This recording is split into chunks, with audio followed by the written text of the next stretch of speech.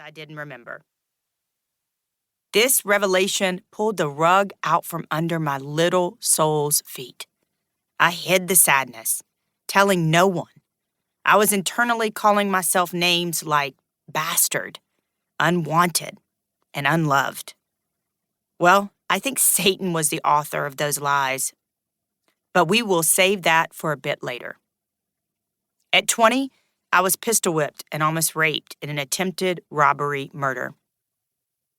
I fought back and put all 4 perpetrators in jail. 2 for 20 years apiece. They had very long, violent rap sheets. I battled an addiction to hard drugs through most of my 20s, which eventually led to selling the drug to support my habit. Even as I was ascending in the sportscasting world, I was battling this addiction, literally living a double life. I got clean in 2008 only by the grace of God and have never looked back. I was the first and only known female sportscaster to ever fully participate in a semi or professional football training camp. I lasted for 5 days of two-a-days before being medically released. The plan was never to play in a game, only to learn it from the inside out.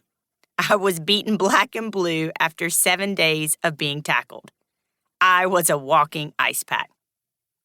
I've climbed the world's tallest freestanding mountain, Kilimanjaro. I organized the group climb on behalf of my dear friend and former NFL player Kevin Turner in support of his battle with ALS. We encountered a blizzard at the top. I slipped and fell while on the western breach and started to slide very quickly. The last person in line on the climb grabbed me mid-fall. I count myself as a miracle having survived that slip on the top of that mountain. Side note, the person who caught me was added to the climb the night before. Coincidence? I don't believe in them, but more on that later. I was the first female host on SiriusXM collegiate sports stations. Was on the Jumbotron of the Cowboy Stadium, highlighting college football history and hosting the first college football playoff game. And am one of the few females in the world to vote on the prestigious Heisman Award, which is awarded to the best player in college football. Let's go, girls. I faced pain that I wouldn't wish on anyone.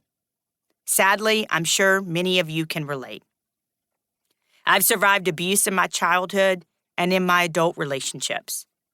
I've since done major work through therapy and with Jesus to forgive. I've left that toxicity in my past, deciding that the cycle ends with me. I've lost both my parents and so many others. Grief is a constant companion, but I've made peace with it, sort of. I almost took my own life after losing my mommy to cancer. I call it my dark night of the soul, which you will hear about later in this book.